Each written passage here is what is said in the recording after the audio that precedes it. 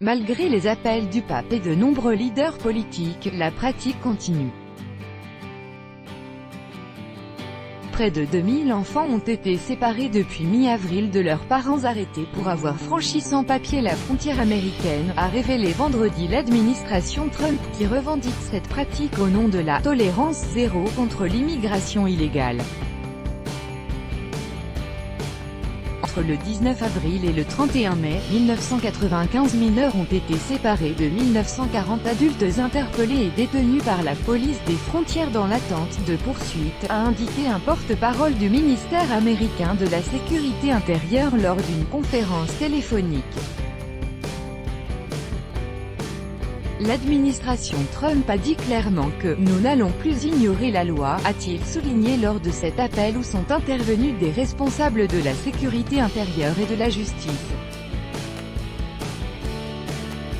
Appliquer la loi, des familles de migrants, fuyant en majorité l'Amérique centrale et sa violence endémique, sont séparées depuis au moins octobre 2017. Nombre d'entre elles étaient venues demander l'asile, selon l'opposition démocrate.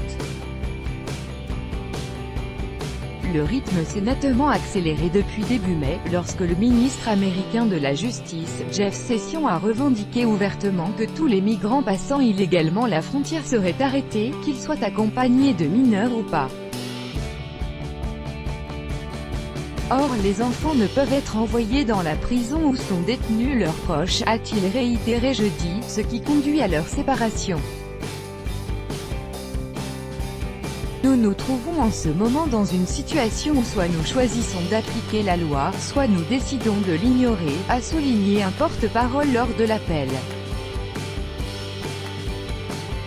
Pas d'accord au Congrès dénonçant les blocages au Congrès sur une réforme de l'immigration, le président Donald Trump renvoie la faute de cette situation sur l'opposition démocrate. Il dénonce une politique appliquée notamment sous l'administration Obama, voulant que les familles interpellées soient relâchées dans l'attente de leur comparution devant un juge, ce qui aurait créé un effet d'appel. Un argument repris par un responsable lors de la conférence. Nous espérons que le Congrès va travailler avec nous pour opérer les changements nécessaires afin d'éviter de telles situations, où parents et enfants sont encouragés à tenter d'entrer illégalement, en se mettant dans des situations dangereuses. Les démocrates affirment que le ministre de la Justice peut mettre un terme immédiat à cette pratique, qu'il a lui-même encouragée, puisque la loi permet une marge d'interprétation.